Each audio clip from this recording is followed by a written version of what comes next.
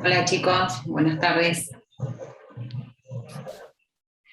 Hola, profe.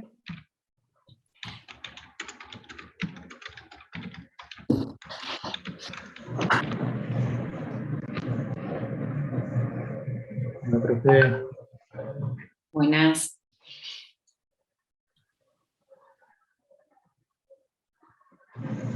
Apa.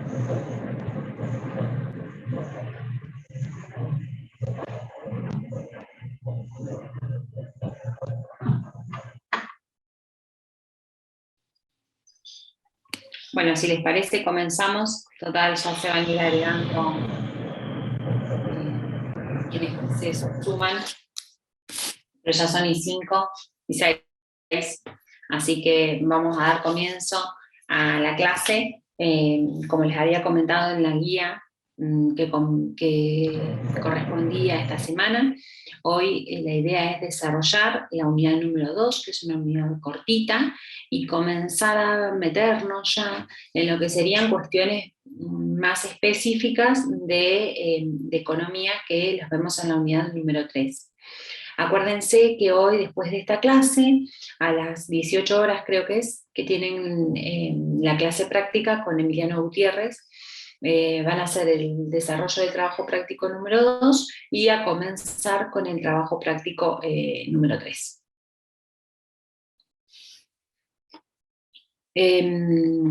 Voy a empezar a compartir las diapositivas.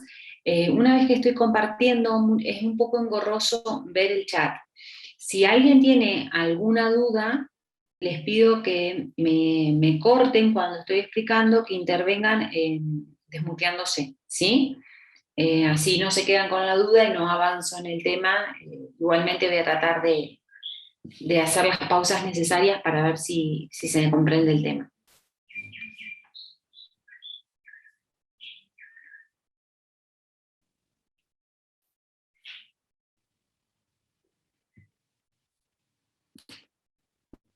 Bien, bueno, la unidad número 2 corresponde a analizar y presentar cuál es la naturaleza científica de la economía.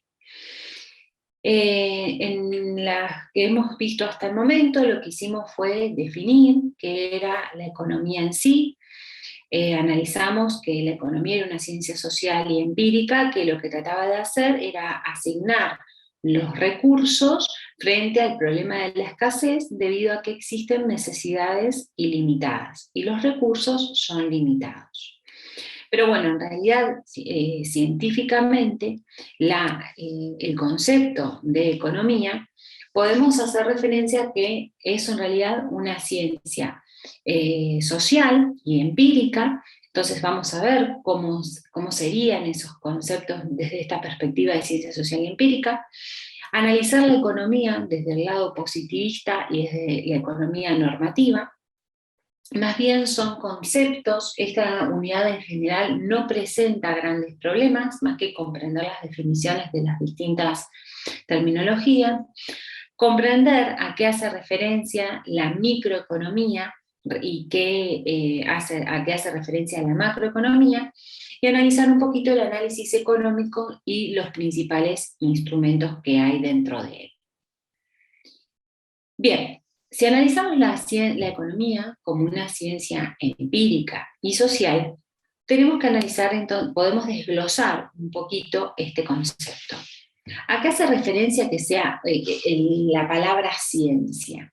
Ciencia en general hace referencia a un conjunto de teorías o de proposiciones a partir de las cuales se aplican diversos criterios y cumplen ciertas exigencias de un método científico. Estas palabras que por ahí parecen un poquito raras las vamos a ir desarrollando a lo largo de la unidad. Entonces tenemos un conjunto de teorías o de proposiciones a las cuales se les van a aplicar esos criterios y van a tener que ir cumpliendo ciertas normas o ciertos requisitos de acuerdo a la metodología científica. A su vez decimos que la economía es una ciencia social. ¿Y por qué es una ciencia social? Bueno, justamente porque analiza aspectos de los seres humanos. Específicamente, cuando hablamos de una ciencia social, hacemos más hincapié indirectamente a la microeconomía, ¿Por qué? Porque esta rama de la economía es la que estudia las conductas y los comportamientos de los seres humanos. Entonces, cuando decimos que la economía es una ciencia social, analizamos las preferencias de las personas, sus actividades, las instituciones, su comportamiento, que todo eso hacen a la actividad económica. Y a su vez decimos que es una ciencia empírica, porque lo que hace es justificar las hipótesis de trabajo mediante la experimentación. Si yo me quedo con esta primera parte, ¿alguien me puede decir qué significa justificar las hipótesis? ¿Qué serían las hipótesis? ¿Qué se les viene a la mente cuando hablamos de justificar hipótesis?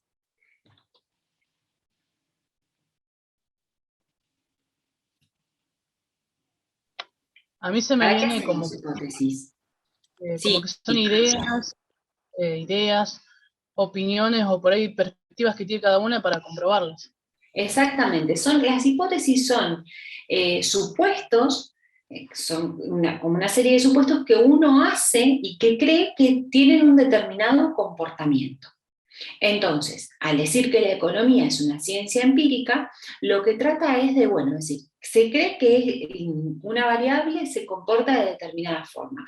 Bueno, para eso hay que contrastarlo, y para contrastarlo previamente hay que experimentar, ¿no es cierto? Hay que hacer una serie de pasos en el medio para ver que esa hipótesis de comportamiento que uno cree sea cierta.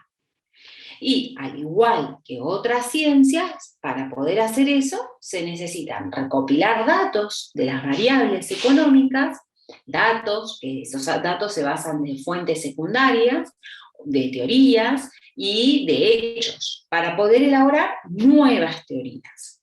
¿Sí? De momento esta parte quizás parece un poco abstracta de lo que vamos a ir hablando, pero repito, vamos a ir avanzando a lo largo de la unidad. Entonces, lo que nos tenemos que acordar son los tres conceptos con los cuales podemos identificar a la economía, como ciencia empírica y social, ¿sí? Entonces, podemos decir que en economía la explicación y la predicción de todos los acontecimientos se basan en las teorías. Estas teorías, en realidad, tienen un fundamento que son los fenómenos observados. Y esos fenómenos observados se basan en supuestos. Siempre cuando estamos hablando o haciendo un ejercicio de economía, vamos a suponer cosas, ¿no es cierto? En un principio, en esta materia es introducción, entonces vamos a empezar cuando empezamos a analizar, por ejemplo, en las clases anteriores, el flujo circular de la renta, hicimos un determinado supuesto, que el mercado de bienes y el mercado de servicios funcionaba de forma perfecta, ¿no es cierto? Flujo económico, flujo de bienes físicos, como que todo era cerradito y todo muy simplificado para poder entender cómo funcionan a grandes rasgos ciertos agentes que forman parte de la actividad económica. Entonces, para poder desarrollar una teoría económica, vamos a considerar supuestos, ¿no es cierto? Que es a partir de cómo se elabora esa teoría. Y los modelos con los cuales vamos a elaborar en base a esos supuestos son representaciones matemáticas que van a ayudar a dar explicación a las determinadas predicciones económicas. Vamos a ver esta flechita que está acá de forma progresiva con un ejemplo particular. Nosotros decimos que, a ver si me corro, por ejemplo, tenemos este caso donde acá puse un artículo donde obviamente no llegamos a hacer teoría económica todavía, porque este es un artículo que hicimos con distintos docentes de la universidad, pero por ejemplo, en este caso particular se analiza la evolución de la inclusión financiera y sus principales determinantes en países de América Latina. ¿No es cierto? Es un tema bien económico. Entonces, para poder hacer un artículo de este estilo, primero tenemos que hacer una serie de supuestos de por qué queremos investigar lo que estamos investigando. Entonces, bueno, ¿qué vamos a suponer? Para poder hacer los supuestos, antes tengo que haber leído, tengo que saber qué es lo que está escrito. ¿Y por qué está escrito de una forma u otra? Porque todo lo que está escrito tiene que estar fundamentado. Esta revisión que uno hace antes de ponerse a trabajar en un tema específico es lo que se llama revisión de la literatura. Cuando hacemos la revisión de la literatura, lo que hacemos es revisar qué hay escrito respecto a un tema específico. Y en general leemos varios artículos, dentro de los cuales vamos a encontrar, siempre que sean dentro de la misma temática de estudio, algunos que encuentran cuestiones similares, otros que las contradicen y otros que no toman ninguna decisión, ¿no es cierto?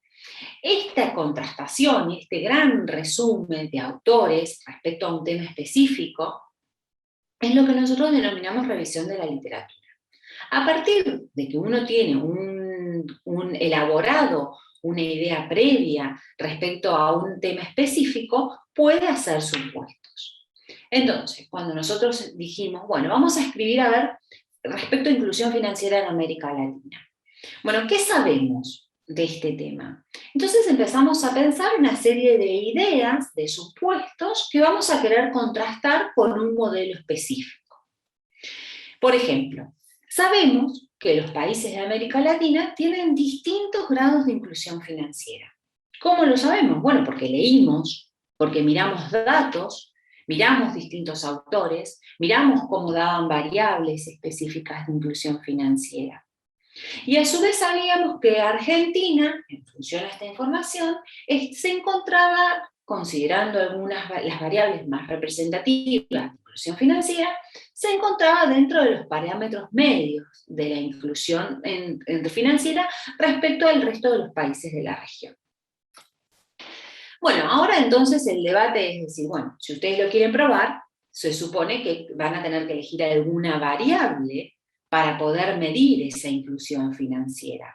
Sí, es cierto. ¿En qué nos basamos? De nuevo, en la revisión de la literatura. Porque ya hay gente que, en general, los temas tienen un estudio previo. Si bien uno siempre puede ir innovando, tiene que probar qué es lo que está hecho antes, y más aún si se ven que los resultados ya fueron contrastados con la realidad.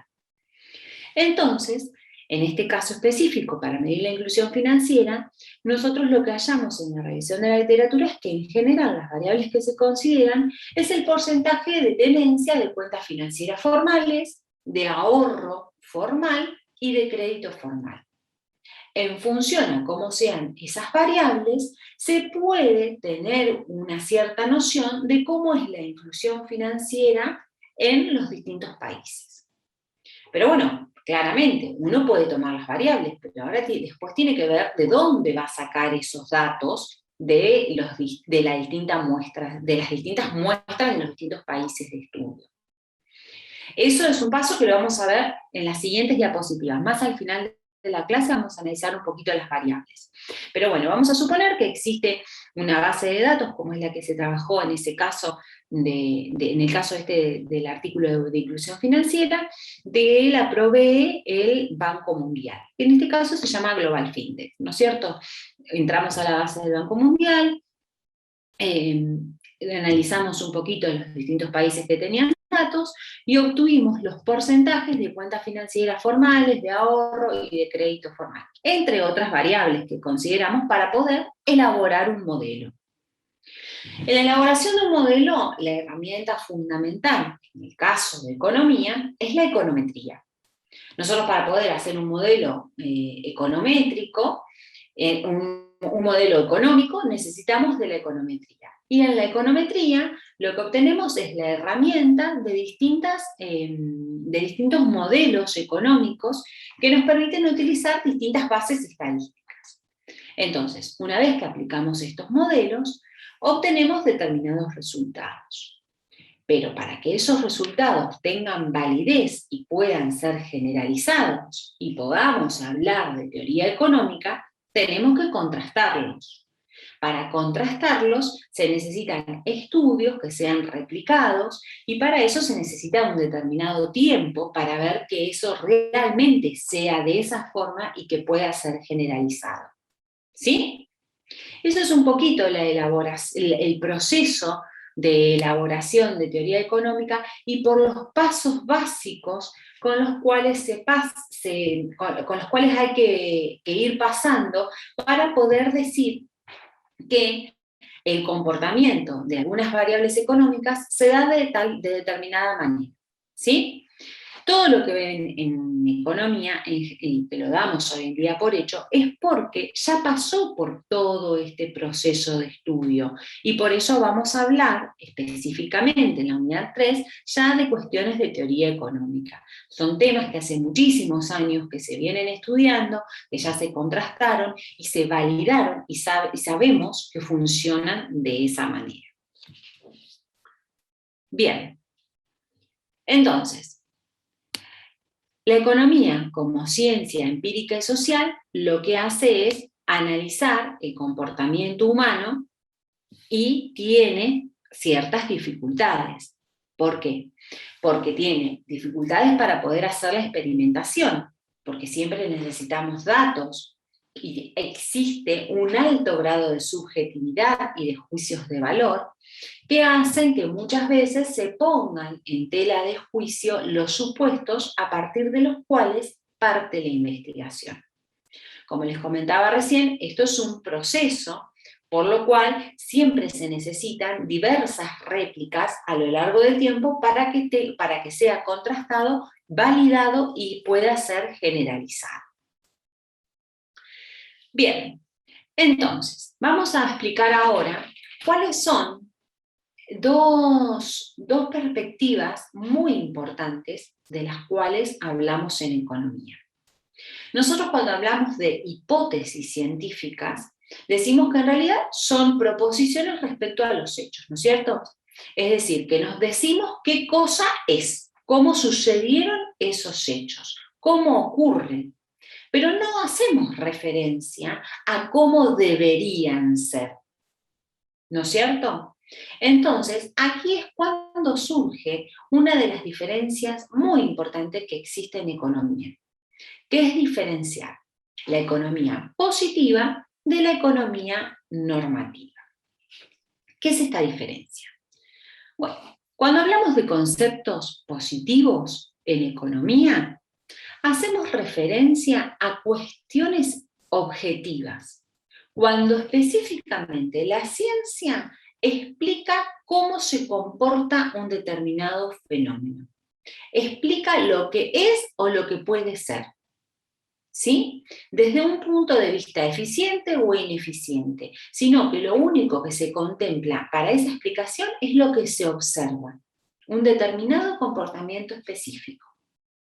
No hay ningún tipo de juicio de valor. Cuando hablamos de economía positiva, son cuestiones y explicaciones objetivas. El comportamiento es este. Ahora, si es bueno o malo, si es el que debe ser o el que no debe ser, no entran en juego cuando uno está haciendo referencia a la economía positiva. Sin embargo, cuando hablamos de economía normativa, lo que se hace es buscar definir ciertas cuestiones tratando de responder a cómo deberían ser determinados comportamientos, cómo debería hacerse determinada política económica. En este caso, cuando hablamos de política normativa, lo que se entran en juego son los juicios de valor. Los juicios de valor, donde en este caso empezamos a tipificar o a introducir cierta subjetividad al comportamiento de una variable o de un hecho o de un acontecimiento. Porque acá lo que decimos es lo que debe ser de acuerdo a un conjunto de opiniones. Y ahí empezamos a tipificar o a introducir cuestiones de, bueno, ¿son equitativas, son injustas las medidas que se introducen? En este caso, lo que se hace referencia específicamente es cómo debe ser, mientras que con la economía positiva se hace referencia a lo que es o podría ser. Y esa es una diferencia muy importante que tenemos que tener en cuenta en economía. ¿Sí? Ahora, les hago una pregunta a ustedes, a ver si se interpretó el concepto que acabamos de definir respecto a cuestiones de economía positiva y normativa. Los invito a quienes quieran, si quieren prender las cámaras o desmutearse, para que vayamos leyendo cada una de las opciones y poder ir clasificando cada oración en función a estos dos conceptos.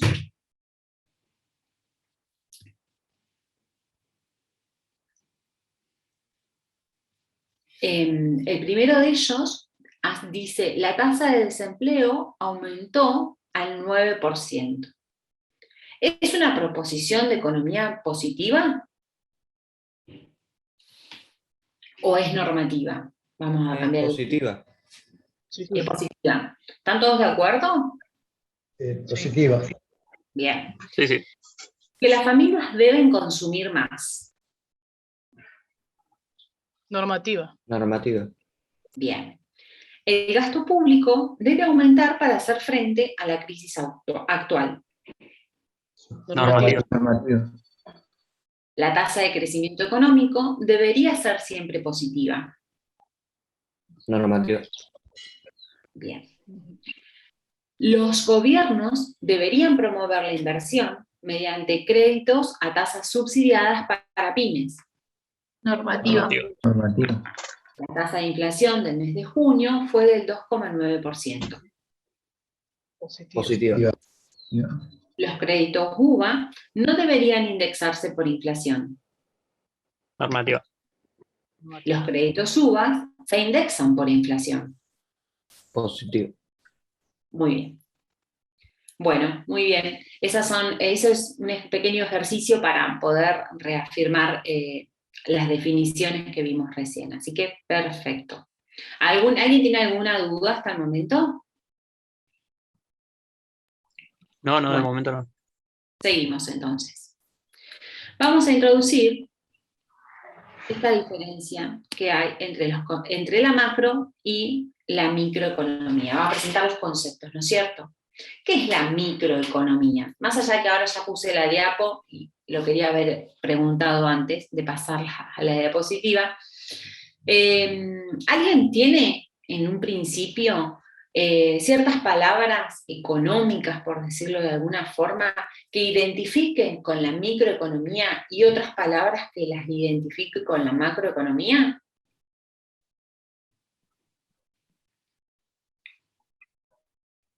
Para mí la micro como que es más individual, bueno, es ahí, y la macro como que es más global, que es más generalizada, me parece. Exactamente. En palabras simples, esa es la diferencia. Con microeconomía lo que se hace es analizar el comportamiento de los agentes económicos, y los agentes económicos ya vimos quiénes eran, ¿no es cierto? ¿Se acuerdan cuáles eran los agentes económicos? Que los vimos en la primera unidad. Empresa y gobierno. Las empresas y el gobierno. Entonces lo que hace es analizar los comportamientos de estos grupitos que forman parte de la economía. Lo que hace en general la microeconomía es analizar las decisiones individuales del consumidor. ¿Qué significan las decisiones individuales? Si ustedes, por ejemplo, quienes estudian economía, tienen una materia específica que se llama microeconomía. ¿Qué se da en microeconomía? En microeconomía lo que se hace es analizar, bueno, cuáles son las decisiones de los consumidores. ¿Por qué consumen un bien y no otro bien? ¿Cómo satisfacen su bienestar? ¿Cómo maximizan su utilidad en función al consumo de una canasta de bienes? ¿Cómo una empresa maximiza sus beneficios? ¿Cómo una empresa determina qué cantidad producir y a qué precio producir? ¿Cómo un gobierno determina qué impuesto implementar? ¿Qué monto de impuesto implementar? Todas esas cuestiones hacen referencia a cuestiones microeconómicas, ¿sí?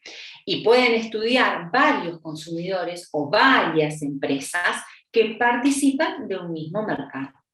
Por eso, en economía también, en microeconomía también, lo que se hace es estudiar el comportamiento de los distintos tipos de mercados que hay en las economías.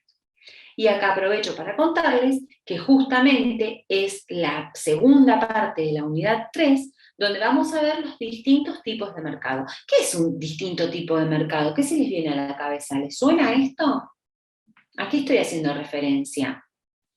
Al mercado laboral, el mercado de bienes, que lo habíamos visto en el flujo, Claro, en el círculo del trabajo, de los exacto, ingresos. eso es el mercado laboral y el mercado de bienes hacen referencia al flujo circular de la renta. Todos formarían parte, en definitiva, de un mismo mercadito, digamos, de un mismo círculo cerrado. Cuando hacemos referencia a varios consumidores o a varias empresas, hacemos referencia también a los tipos de mercados un poquito más agregados, que si son mercados de competencia perfecta, mercados monopólicos o mercados oligopólicos. Que todos esos los vamos a desarrollar en la siguiente unidad más hacia el final. Pero ya quiero introducirles el concepto para que vean que estamos muy relacionados con todas las definiciones que vamos a ir presentando. Aprovecho también para contarles que hasta la unidad número 5, las cuestiones que vamos a ir viendo en la materia corresponden a cuestiones microeconómicas. Y a partir de la unidad número 6 vamos a hacer énfasis en aspectos macroeconómicos. ¿Sí? Entonces, otra de las cuestiones que analiza la microeconomía, por ejemplo, si tenemos en cuenta que dijimos que vamos a considerar el comportamiento de un consumidor para ver cómo son sus preferencias, para ver qué bienes consume, de una empresa para ver cómo maximiza sus beneficios y en función de eso determina el precio y la cantidad de bienes que tiene que producir. También se analiza desde la microeconomía la formación y evolución de los precios de los bienes. ¿Sí? Todas estas cuestiones hacen referencia a la microeconomía. Y en relación a la macroeconomía, lo que hace es estudiar a la economía como un todo. Estudia los agentes económicos globales y trata, obviamente, temas que son de interés colectivo. ¿Por qué? Porque de todas estas variables en las cuales analiza la macroeconomía, tienen, por supuesto, variables microeconómicas que se agregan para poder estudiarse de forma generalizada. Porque, a ver, si nosotros dijimos que en microeconomía analizamos el proceso de formación de precios, es una cuestión micro. Pero, sin embargo, decimos que en macroeconomía se analizan cuestiones de inflación. ¿Pero qué es la inflación? La inflación es el aumento generalizado del nivel de precios. Fíjense que vamos trasladando cuestiones de la micro, de cuestiones muy específicas, a nivel agregado para hablar, como corresponde, digamos, de temas coyunturales económicos, de la macroeconomía de un país. ¿Sí? Entonces, ¿cuáles son los temas de interés colectivo? Bueno, el Producto Bruto Interno. El Producto Bruto Interno, analizando la evolución del PBI, vemos si la economía de un país crece, si está estancada, si decrece. Vemos también cuál es la tasa de desempleo, el déficit público que hace referencia a cuestiones estatales específicas, el tipo de cambio. Todas estas cuestiones fiscales y monetarias hacen referencia a temas vinculados con la macroeconomía. ¿Sí? En este caso lo que hacemos entonces es analizar cuestiones microeconómicas a nivel agregado. ¿Sí? Y ahora una preguntita respecto, a ver, hay algunas que son las mismas que vimos para la clasificación de economía positiva y de economía, y hay otras que son diferentes. Repasamos entonces cuáles serían cuestiones macro y cuáles serían cuestiones microeconómicas. Si decimos que la tasa de desempleo aumentó al 9%, ¿A qué estamos haciendo referencia? ¿Aspectos macro o aspectos microeconómicos? Macro. ¿Todos de acuerdo? Sí, Sí. ¿Que las familias deben aumentar más? ¿Deben consumir más? También Micro. macro. Que alguien, a ver, hubieron dos opiniones. ¿No es macro? Micro. Yo digo, Yo digo micro porque se centra solamente en la gente que sería la familia. Exactamente. Acá hacemos No sé si más está bien. a un núcleo más chico, entonces son cuestiones microeconómicas. El gasto público debe aumentar para hacer frente a la crisis actual. ¿Macro o micro? macro. Bien. La tasa de crecimiento económico debería ser siempre positiva. Macro. Macro, porque la tasa de crecimiento económico, para poder medirla usamos datos del PBI. Los gobiernos deberían promover la inversión mediante créditos a tasas subsidiadas para pymes.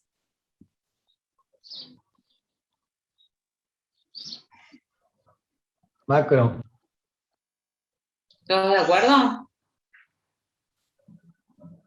Ahí me genera un poco de duda porque no sé si hablas de las pymes sería de microeconomía, pero si vos hablas de algo que debe promover el gobierno, creo que sería macroeconomía. Sí, claro, hace referencia a los gobiernos. Fíjate que el Claro, accionar está por parte de los gobiernos. Sí que pues, si lo empezamos a indagar un poquito para las pymes, podemos caer en lo micro, claramente, pero hacemos hincapié solamente en el accionar del gobierno. Nos quedamos con un aspecto macro, siempre se pueden justificar. Las preferencias de los consumidores por bienes económicos ha aumentado. Micro. Las empresas monopólicas tienen beneficios positivos. macro. Micro. Micro, porque estamos haciendo referencia a un tipo de mercado específico de las empresas Está bien. monopólicas, ¿sí? Sí. El desempleo friccional no es un problema para la economía. macro. ¿Todos de acuerdo? La clasificación de los distintos tipos de desempleos es una cuestión macroeconómica y esto ya corresponde a una oración que la van a poder verificar, que ustedes en la unidad número 6, cuando vean que la definición de desempleo friccional es cuando las personas dejan sus trabajos por elección, temporariamente porque quieren cambiar de trabajo, porque no les gustan, porque tienen pensado un cambio de vida, de forma tal que son personas que eligen renunciar a su trabajo y hace referencia a cuestiones macroeconómicas. Muy bien. Seguimos entonces. Tenemos el análisis económicos y sus instrumentos. Y para eso tenemos que tener en cuenta cuáles son las variables económicas. Como dice acá, una variable económica es la representación de un proceso económico. Entonces, lo que queremos ver es el valor de una determinada variable, cómo va oscilando o evolucionando a lo largo del tiempo. Entonces, el valor de estas variables son datos económicos, con los cuales uno trabaja para poder obtener información y hacer un análisis de la situación económica, de la coyuntura de un país. Entonces, a partir de esos datos económicos, podemos analizar la evolución de las distintas variables o de una variable específica. Por ejemplo, a través de la evolución de los precios de los bienes, de la cantidad demandada de los bienes, de la evolución de los ingresos de las personas, un montón de variables que son indicios de la economía, ¿no es cierto?, de cómo va evolucionando la economía de un país. Entonces, ¿cómo las podemos clasificar? Hay dos grandes grupos de variables que son aquellas variables stock o variables flujo. Las variables stock son aquellas que están referidas a un valor específico que toma la variable en un momento del tiempo. Por ejemplo, ¿cuál es la población de Bahía Blanca en septiembre de 2021? ¿Cuál es el valor bueno, la riqueza está, hay que ver con qué variable se toma. ¿Cuál es el valor, la tasa de desempleo en Bahía Blanca en septiembre de 2021? ¿Sí? Entonces, cuando hacemos referencia a una variable stock están haciendo referencia a un dato específico en un momento de tiempo. Ahora, cuando vemos la evolución de esa variable y cuando analizamos, por ejemplo, el salario de las personas de julio, agosto, septiembre, estamos analizando la evolución en un periodo de tiempo. Entonces hacemos referencia a variables flujo, ¿sí? Que tenemos datos continuos de la evolución de esas variables en el tiempo. Entonces, ¿cuál es la relación que hay entre estos dos tipos de variables? Es que, bueno, los flujos se miden como la diferencia de los valores entre la variable stock en dos momentos del tiempo. ¿Sí? Depende con cuánta información uno cuente. Vamos a ver un ejemplo específico. Dicen, si ponemos, en el caso del ejemplo de la población, podemos decir, como dato de variable stock, que la población total de un país es el número de personas que tiene un país en determinado momento del tiempo. ¿No es cierto? Por ejemplo, en 2021. Entonces, se da un solo numerito. Ahora, cuando queremos analizar la variable población desde una perspectiva a lo largo del tiempo, uno necesita una variable flujo. ¿Qué es lo que hace? Analizar la variación de la población durante el periodo de tiempo. Puede ser durante el 2021 o la variación de la población a lo largo de los años. Diciembre de 2020, diciembre de 2019, diciembre de 2018, y de esa forma puedo ir analizando si la población aumentó, disminuyó o permaneció constante en función a los distintos acontecimientos, dígase nacimientos, defunciones, tasas de inmigración, emigración y demás. ¿Sí? Las variables flujo muestran el cambio a lo largo del tiempo y la variable stock nos da un dato específico en el tiempo. Esto está muy relacionado, las variables stock con las variables flujo, con cuestiones de datos económicos que sean registrados, como series de tiempo o como datos de corte transversal. ¿Por qué hacemos la presentación de estos distintos tipos de variables? Porque estas variables hay que saber con qué disponibilidad uno cuenta al momento de hacer estudios económicos. Este es uno de los temas fundamentales que son súper importantes al momento de tomar la decisión de estudiar determinados temas, ¿no es cierto? No siempre hay variables, ya sean semanales, ya sean diarias, mensuales, anuales, de todas las cuestiones que uno necesita. Muchas veces conseguir información de variables específicas es caro y es dificultoso. ¿Por qué digo que es caro? Porque hay muchas consultoras privadas que hacen esta recopilación de datos y algunas las publican si es que uno paga determinadas suscripciones. Otros las publican con mucho rezago. Entonces, por ahí, cuando uno quiere hacer una investigación actual, y como que necesitas algún datito del trimestre anterior, aunque sea. Y muchas veces tenés que acceder a comprar las bases de datos. Entonces, volvemos acá. Podemos registrar a los datos económicos de dos formas. Considerando a los datos en series de tiempos, que es un poco lo que explicaba recién con respecto a las variables flujos, que se registran los datos económicos en distintos periodos de tiempo, por ejemplo en años. En general, cuando uno habla de variables flujos y de variables de series de tiempo, lo que se hace referencia es que son variables continuas, ¿sí? En cambio, cuando uno hace referencia a datos de corte transversal, son variables stock. ¿Por qué? Lo que se hace es tomar un conjunto de variables para un determinado momento del tiempo, ¿sí? Entonces, uno puede tener distintas variables económicas de distintas unidades analizándolas de corte transversal. ¿Cómo sería eso? Bueno, diciendo para tal año, para tal mes, para tal trimestre, ¿sí? De esa forma uno encapsula cuál sería la variación de las principales variables consideradas para un estudio específico. ¿Estamos? Bueno, y esta es la presentación de la unidad 2. La unidad 2 es una unidad bastante corta y como pueden ver es muy teórica y espero que no presente grandes problemas. Dentro de la guía tenían como objetivo leer el material de esta unidad, así que espero que lo hayan hecho y que cualquier duda que tengan me la pueden preguntar. ¿Estamos todos con el tema comprendido?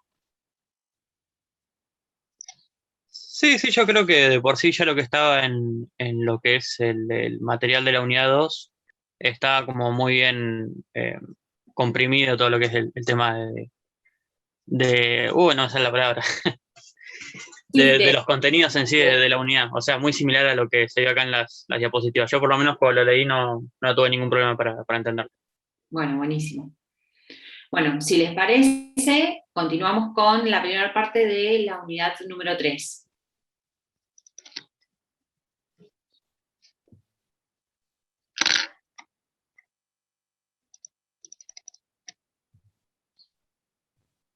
Un segundito que no estoy pudiendo compartir.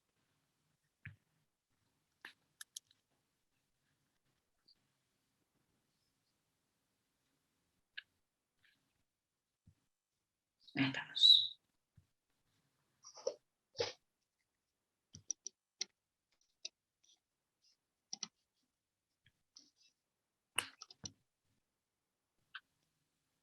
Bueno, como les comentaba hace un ratito, en esta tercera unidad ya entramos en cuestiones bien microeconómicas. Acá la idea es empezar a conocer cuáles son los conceptos de oferta, demanda y de mercado. ¿Sí? Entonces, ¿cuáles son los principales aspectos que vamos a ver acá? En la clase de hoy la idea es que podamos definir bien qué es la demanda, cuáles son sus principales determinantes y cómo se comporta la función de demanda en función a los cambios en los bienes que forman parte de la demanda de otros bienes. ¿Sí? Ahora lo vamos a ver en detalle. La idea también de esta unidad es introducir el concepto de elasticidad de demanda, donde aquí sí la idea es hacer algunos cálculos para ver cómo reacciona la elasticidad ante cambios en los precios, analizar la oferta del mercado de un bien específico, cuáles son los determinantes de oferta y cómo varía la oferta ante cambios en esos determinantes, cómo se da el equilibrio del mercado, cuáles son las cuestiones por las cuales no hay equilibrio en un mercado y cómo se reanuda para poder volver al equilibrio, determinando los precios y cantidades del mercado, y cuáles son los cambios en esas condiciones de equilibrio. Estos son los grandes temas que vamos a ver a lo largo de la unidad número 3, donde la idea es presentarla en la clase de hoy y terminarla el viernes que viene. Entonces, la primera pregunta sería, bueno, ¿qué es un mercado? Ahí hay un dibujito que dice mucho. ¿Qué pueden decir de este gráfico? ¿Qué están viendo acá? Un intercambio. Ahí hay un intercambio. ¿Entre quiénes? ¿Quiénes serían las partes? Un comprador y un vendedor. Exacto, perfecto. Y en ese intercambio, ¿por qué hay un intercambio? Hay dos objetos, por decirlo de alguna forma, específicos. Sí, se ¿Cuáles intercambia un bien por capital. Bueno, capital. ¿Qué tipo de capital? Financiero, digamos, porque hay plata. ¿No es cierto? Entonces, hay plata, estamos viendo que hay plata y un capital financiero, por decirlo de esa forma, Entonces, ¿qué hay detrás? ¿Por qué le está dando 4 billetes y no 6? Porque tiene el mismo valor que lo que está intercambiando. O, ¿cómo lo decís? En realidad, hoy en día cuando vas al supermercado, ¿por qué llevas 4 billetes y no 6? ¿Por qué qué? ¿Qué está estipulado? Sí, un precio. El precio. Entonces, lo dijeron ustedes recién. Tenemos un comprador y tenemos un vendedor, que por decirlo en términos más bien económicos, hacemos referencia a cuestiones de demanda, porque el comprador está demandando un bien específico, y el vendedor, ¿qué está haciendo entonces? Ofertando. Está ofertando el bien que va a comprar el comprador. Y en el medio hay un acuerdo, ¿no es cierto? Hay un acuerdo que incluye un bien específico y que se llevó a un acuerdo que ese bien tiene un precio asignado, ¿no es cierto? Esto, a grandes rasgos, podríamos decir que es lo que en términos generales constituye el mercado, ¿no es cierto? Porque un mercado, ¿qué es? Es un conjunto de compradores y de vendedores, los cuales, a través de esas transacciones que van realizando, y determinan el precio de un bien o servicio, y eso es lo que genera que exista un equilibrio en el mercado, porque hay un acuerdo. Podríamos decir que si hay un acuerdo entre comprador y vendedor, hay un punto de equilibrio entre la oferta y la demanda. ¿Sí? Entonces, podemos definir a la demanda como la cantidad de un bien o servicio que un consumidor está dispuesto a comprar en un periodo de tiempo. ¿Sí? ¿De qué depende el hecho de que una persona quiera demandar más o menos cantidad de un bien? De las necesidades que tenga. Bien, pero afinar un poquito más. Pero esas necesidades, ¿por qué van a estar? ¿Cuál es el principal recurso por el cual se van a limitar? Ah, bueno, del dinero que tenga, del capital. Bueno, eso. Entonces, y hay que llegar a un acuerdo para que yo tengo determinado dinero y que yo dependa más o menos, va a estar en función de qué cosa del bien. La Del oferta precio. que haya. Ah, Y claro, pero que yo dependa, que yo, en definitiva, yo, Lisana, tengo un ingreso X. Bueno, puedo decidir comprar una docena de factura todos los días, o decir, pucha, la docena de factura es cara, si yo me gasto tanto por mes, voy a comprar determinada cantidad de docenas por mes pensando en el precio que tenga asignado, ¿no es cierto? Entonces, ¿qué es lo que tenemos que tener en cuenta? Los determinantes que hacen a la demanda. ¿Es importante mi ingreso? Sí, por supuesto que es importante, pero la principal variable que tengo que tener en cuenta en primer lugar es el precio del propio bien. ¿Estamos de acuerdo? sí, sí. Para poder demandar más de un bien, tenemos que tener en cuenta el conjunto de determinantes de la demanda. Acá ya dije 2 determinantes. ¿Cuáles son los 2 determinantes que nombré recién? ¿Qué dije? El precio. ¿Y?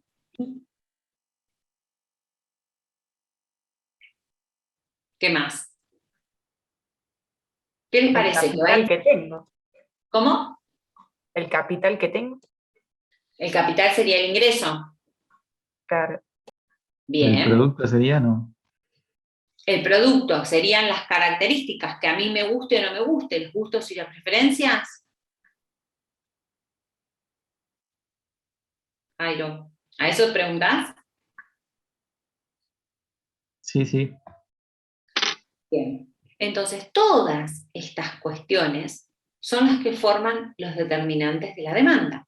El precio del propio bien, el ingreso del consumidor, los gustos y preferencias, y una de las cuestiones que no dijimos son los precios de los bienes relacionados. Vamos a seguir con el ejemplo que dije recién de las facturas. Por ejemplo, si yo compro las facturas determinada cantidad de veces al mes, va a depender del precio. Va a decir, bueno, me gasto, a ver, una docena de facturas no sé cuánto sale, debe estar capaz que 800 pesos, no sé sinceramente cuánto está saliendo hoy en día, pero bueno, si yo decido comprar o no una docena de facturas todos los sábados, va a depender de, bueno, si yo estoy dispuesto a pagar esa cantidad, ese monto, dependiendo si estamos o no a principio de mes, por ejemplo, del ingreso disponible que tenga, de decir, pucha, hay unas galletitas que están muy bien, que son ricas, que son de manteca, que no están nada mal, me daría casi lo mismo comer facturas o galletitas. Entonces, decido en función del precio. Voy a comprar la que esté más barata. Entonces ahí estoy haciendo referencia a la incidencia de los precios de los bienes sustitutos. Pero vamos a suponer que yo digo, a mí me gusta comer medialunas, pero si como medialunas las como con queso. Comer las medialunas solas no me gusta, para eso no las compro. Entonces tengo que tener en cuenta también el precio del queso. ¿Sí? Entonces, el precio de un bien complementario también incide en el determinante de la demanda de medialunas. Estamos analizándolo desde la perspectiva del consumidor. Y también tenemos que tener en cuenta, por supuesto, las preferencias y los gustos de cada consumidor. De acuerdo a todo lo que estamos viendo, ¿qué vamos a analizar? Vamos a analizar cómo se comporta la demanda. Por un lado, cuando lo que varía es solamente el precio del propio bien. Vamos a analizar la demanda de la docena de facturas cuando, considerando que lo único que incide en que yo compre o no compre sea el precio de la docena de facturas. El resto de los factores permanece constante. ¿A qué hago referencia a esta última frase? ¿El resto de los factores permanece constante? Hago referencia a un concepto económico que se llama ceteris paribus. ¿Qué significa? Que el resto de las posibles variables que pueden incidir en la decisión permanecen constantes. O sea, no van a afectar a la decisión de que compre o no compre. ¿Sí? Entonces, si yo analizo cómo va a ser la demanda de facturas, tengo en cuenta si el precio aumenta o si baja, ceteris paribus. O sea, no considero que ninguna otra variable va a incidir en que yo tome una determinada decisión de compra. ¿Sí? Seguimos. Hay una relación negativa entre el precio de un bien y la cantidad demandada. Si el precio de las facturas empieza a aumentar, un sábado las pago 800, un montón. El sábado siguiente las pago 900. Y después me piden 1.500 pesos, para decir una tontería. La docena de factura, evidentemente, ¿qué voy a hacer? O dejo de comprar, o en vez de comprarme una docena todos los sábados, empiezo a reducir la cantidad que compro. ¿Sí? Entonces, podemos decir que hay una relación negativa entre precio y cantidad cuando uno está hablando de cuestiones de demanda. Fíjense, este grafiquito es súper importante, y esto es necesario que ustedes lo sepan, porque acá ¿qué está mostrando? Si, por ejemplo, esta es la situación inicial, donde el precio, vamos a suponer que es 500, y esta es la cantidad demandada, que sea 3, por decir. Si el precio aumenta a 700, hay ejemplos más adelante numéricos, me estoy adelantando un cachito. si el precio se aumenta a un valor que hay acá, fíjense que la cantidad demandada disminuiría. ¿Sí? Ahora lo vamos a ver con un ejemplo específico. Por eso decimos que con esta línea lo que hacemos es mostrar esta relación negativa entre precios y cantidades.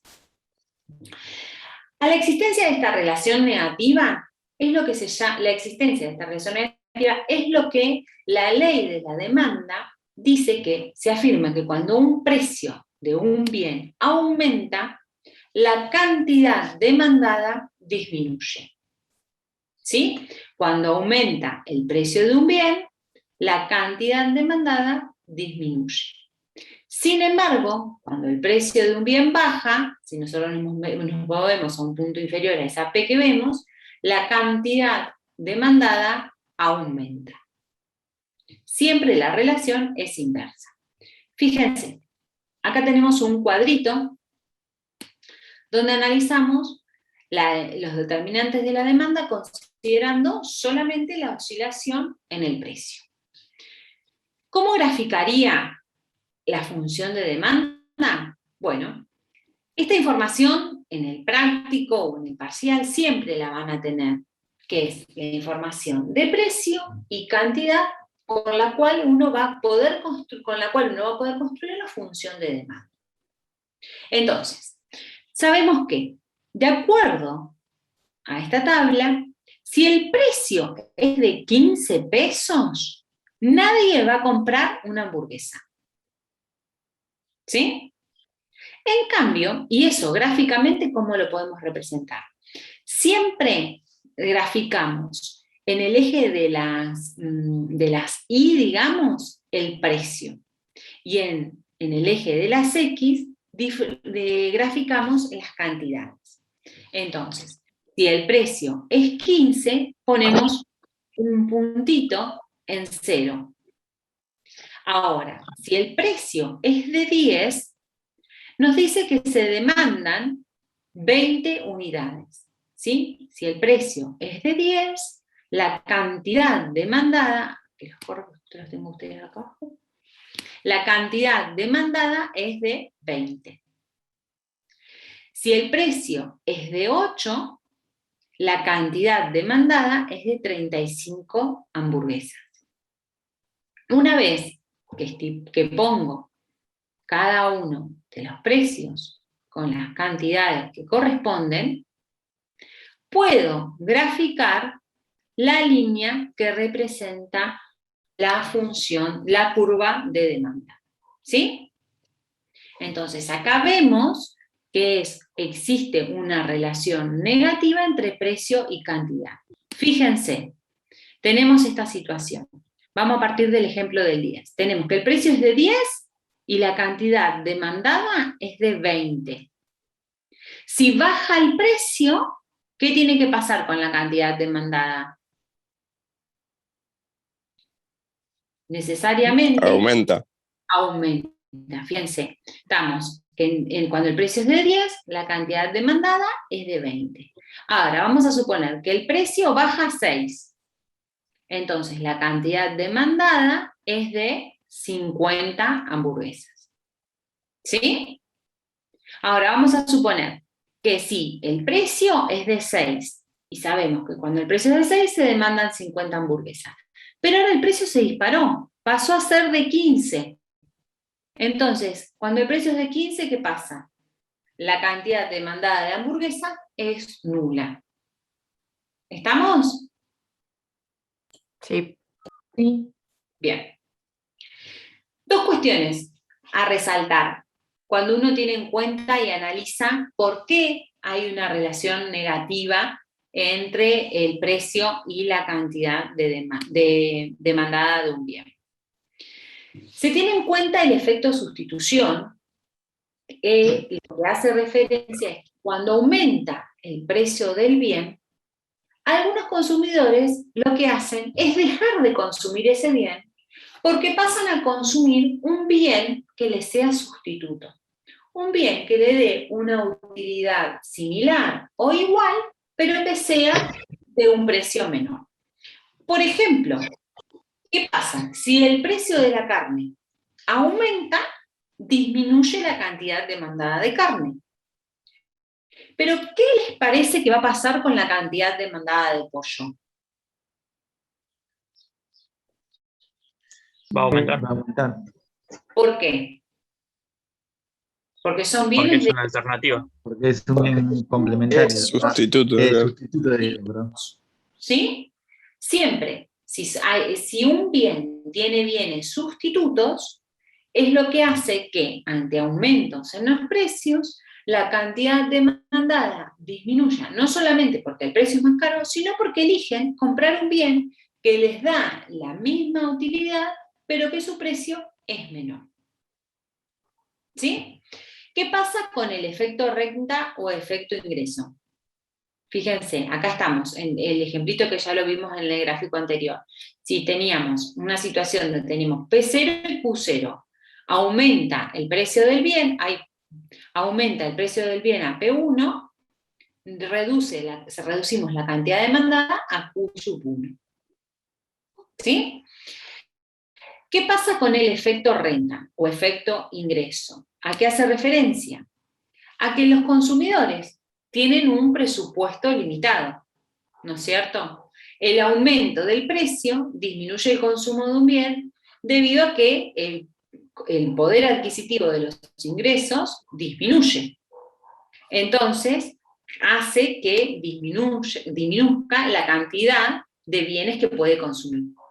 Y en ese caso, cuando uno hace referencia al efecto renta, no solamente tenemos en cuenta la disminución en la cantidad demandada de un bien, sino que hay también un desplazamiento de la curva de demanda, que ahora vamos a analizar.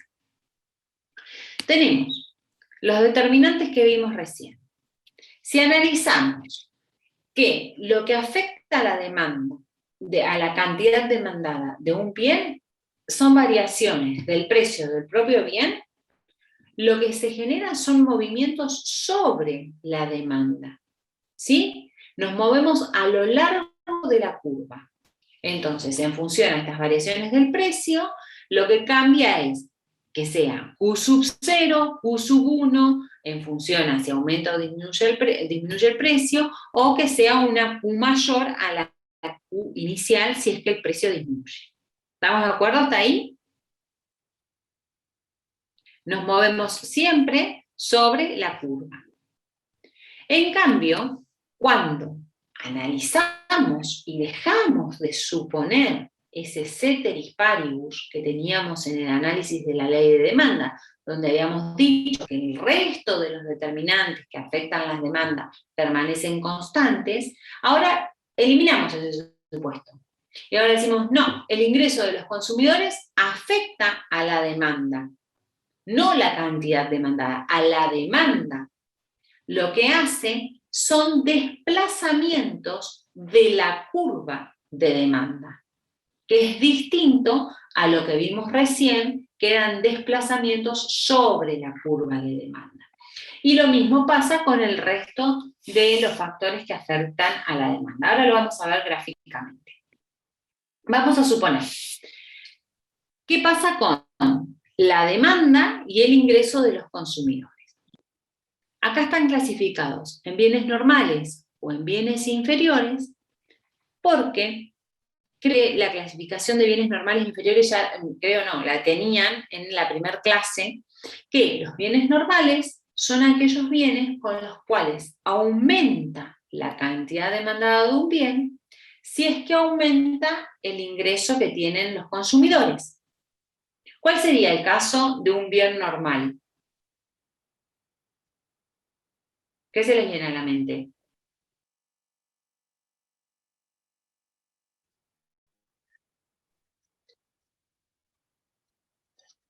¿Qué podría ser un bien normal, chicos?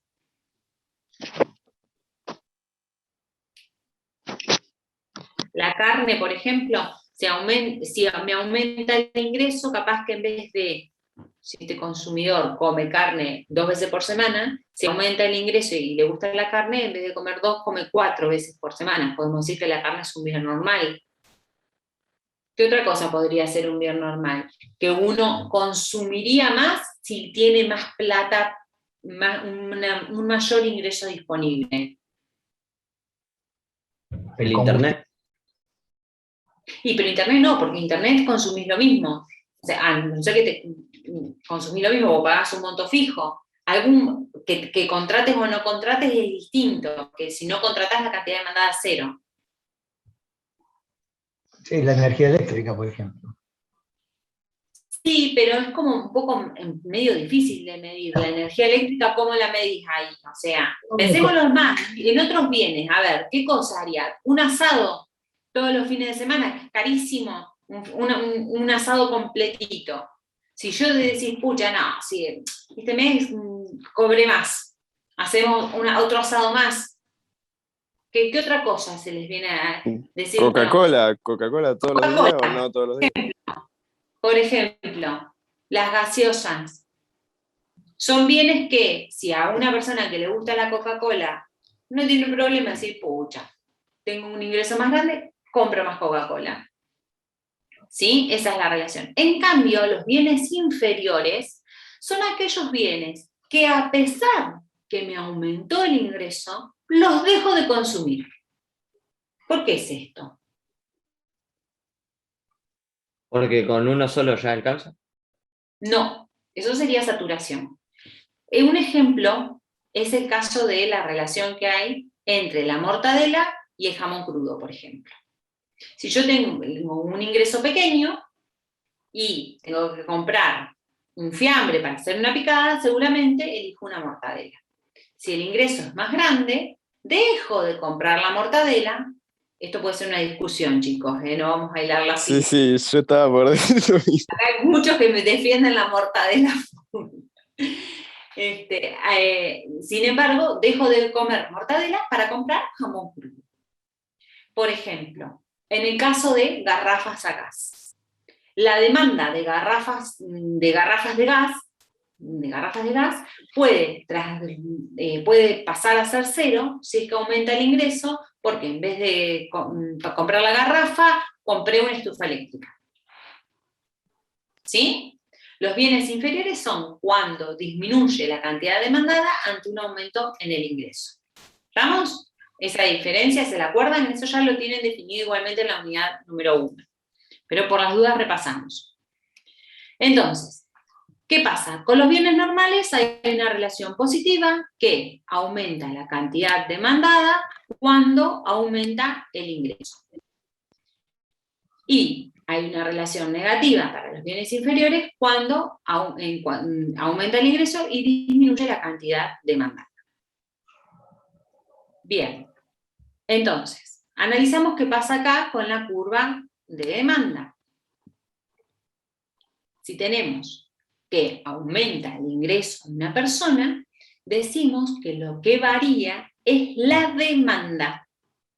¿Sí? Fíjense, a diferencia de lo que vimos y analizamos en las diapos anteriores, donde estaban los puntitos verdes, yo me movía sobre la misma curva.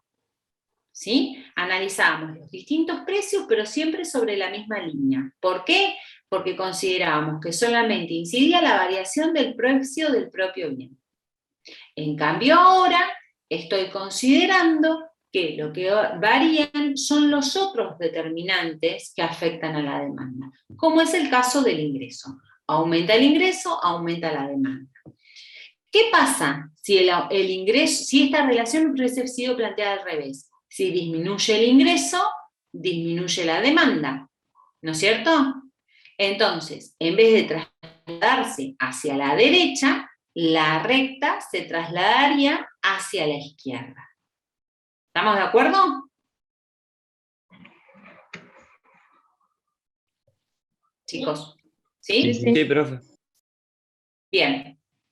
Cuando hacemos referencia a bienes inferiores, dijimos que la relación era negativa. Uno aumenta y el otro baja. Entonces, tenemos que si partimos de una demanda de sub 0 inicialmente, donde se demandaba si el precio de la mortadela, por ejemplo, si tengo un indeterminado ingreso y me aumentan el ingreso, la cantidad demandada de mortadela disminuye. ¿Sí? Cuando hablamos que varían el resto de los determinantes que inciden en la demanda de un bien, hay desplazamientos de la curva. ¿Sí? Por supuesto que la Q va a variar, pero el Q chiquito de acá abajo, estos Q van a variar de la misma forma que van a variar cuando varía el precio. Pero acá tenemos un movimiento de la curva, ya sea hacia arriba o hacia abajo, y en cambio cuando varía el propio precio del bien, nos movemos sobre la curva de demanda. ¿Estamos? Vamos a ver qué pasa con la relación que hay entre la demanda y el precio de los bienes relacionados. ¿Cuáles serían los bienes relacionados? Cuando hacemos referencia a la existencia de bienes sustitutos o de bienes complementarios.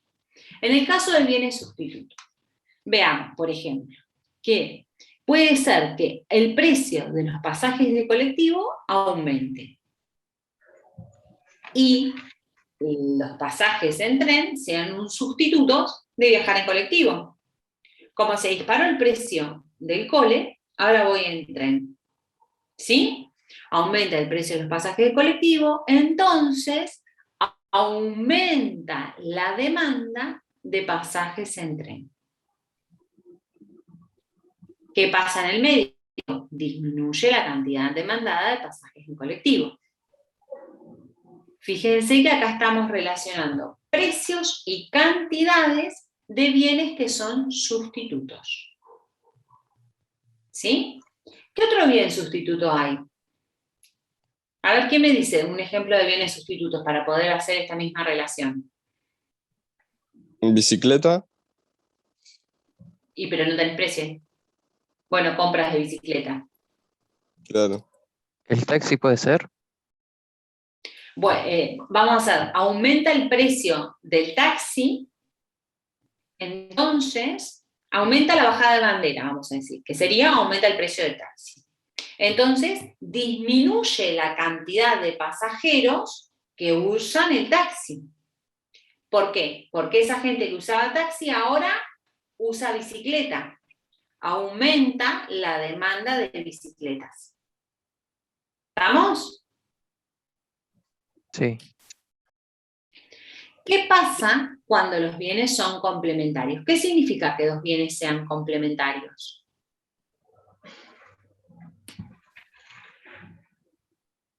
Que ¿Qué me uno dice? dependa del otro para que ¿Cómo? uno dependa del otro para que funcione, para que Exacto. ¿Qué, por ejemplo?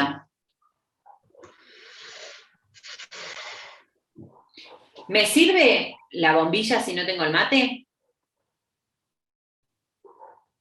¿O para poder tomar mate necesito sí o sí de los dos? Tal cual, necesitas de los dos. Bien, ¿qué otro ejemplo? Puede ser los productos de limpieza. No sé, compras el producto para limpiar el piso, pero sí o sí necesitas un trapo. Bien, perfecto, perfecto. En general, que uno diga, hay bienes que son complementarios de por sí. A ver, por lógica, es decir, si te vas a hacer un sándwich, ¿qué es lo primero? Si me apuras, ¿sándwich de qué? Jamón y queso, ¿no es cierto? Entonces Sí. se supone que jamón y queso son complementarios porque hacen a un sándwich. Todos estos ejemplos que uno va dando van a variar en función de las preferencias y de los gustos de los consumidores. Son ejemplos genéricos, ¿no? Pero la idea de los bienes complementarios es que se consumen juntos. Vamos a ver en el ejemplo que tenemos acá. Por ejemplo, si aumenta el precio de los celulares se dispararon. Va a haber menos gente que compre celulares. Disminuye la cantidad demandada de celulares. Por lo tanto, disminuye la demanda de fundas de celulares. Y ahí vemos que hay una relación negativa entre aumento de precio del celular, disminuye la cantidad demandada de fundas de celulares. ¿Estamos de acuerdo? Fíjense que cuando analizamos bienes relacionados, lo que hacemos es cruzar cantidad de un bien con la variación del precio del otro bien. Si el precio de un bien aumenta, disminuye la cantidad demandada de ese bien, y por ende analizamos qué pasa con los bienes que sean sustitutos o complementarios de acuerdo a ese bien. A ver, gráficamente. Tenemos, en el caso de los bienes sustitutos, que teníamos pasajes de colectivo con los pasajes de tren. Si aún era pasaje de colectivo, pasaje de tren, a ver. Sí, aumenta el precio de los pasajes de colectivo y entonces aumenta la demanda de pasajes de tren. Fíjense, en estos casos lo que se genera es un aumento en la demanda. ¿De qué va a ser este aumento de Q? ¿De qué bien estamos hablando acá? El aumento del precio, estamos haciendo referencia a los pasajes en colectivo, ¿sí? Y a la demanda de los pasajes en tren. ¿Estamos? Sí. Y si analizamos la relación que hay con los bienes complementarios, fíjense, aumenta el precio de los celulares, disminuye la cantidad demandada de celulares, por lo cual disminuye la demanda de fundas de celulares. ¿Estamos? Entonces acá lo que estamos viendo es, gráficamente, sería la relación entre precio y cantidad de fundas de celulares. Y acá sería entre precios y cantidad de pasajes en tren. ¿Estamos? Hay que prestar atención siempre que acá en estos grafiquitos simplificados está faltando el bien intermedio, porque estamos haciéndole referencia a la variación en el precio, pero faltaría como acá en el medio acordarse qué pasa con la cantidad demandada de este bien, ¿no es cierto?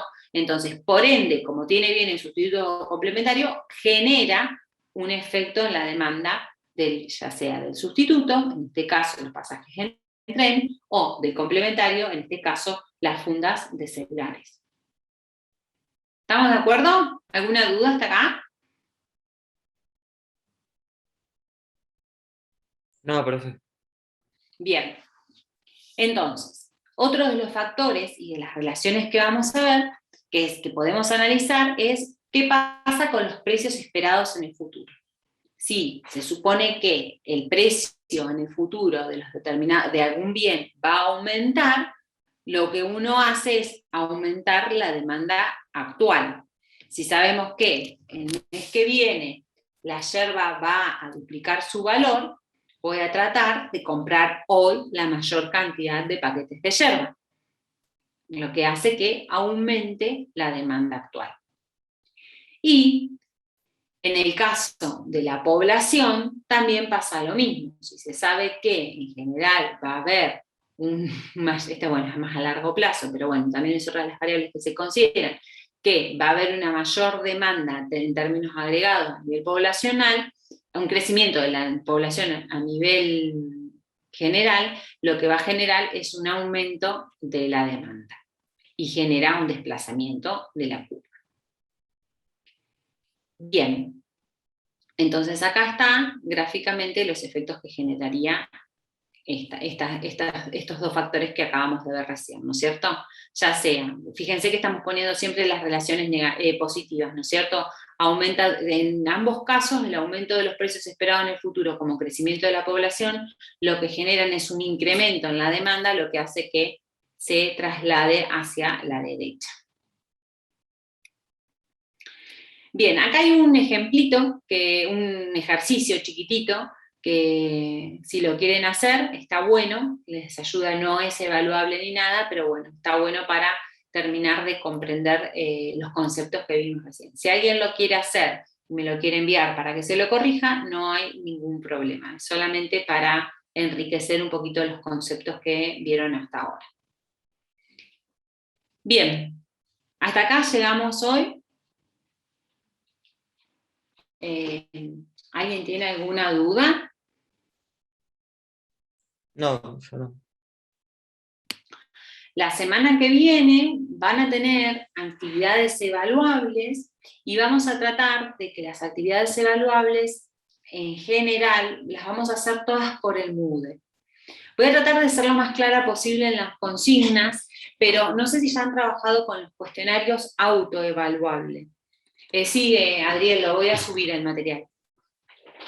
La idea es que el lunes, cerca del mediodía, yo voy a subir la guía semanal, como todos los lunes, donde van a estar el material que corresponda a la semana que viene, al viernes que viene, con todo lo que sea de lectura, material bibliográfico, la práctica correspondiente y la actividad evaluable. La actividad de la semana que viene va a ser una intervención que la pueden hacer directamente desde el foro, ¿sí? Pero para hacerlo, ya lo voy a poner en todas las explicaciones, va a ser necesario que lean, que tengan todo al día, hasta lo que vimos en la clase de hoy. ¿Alguna duda más?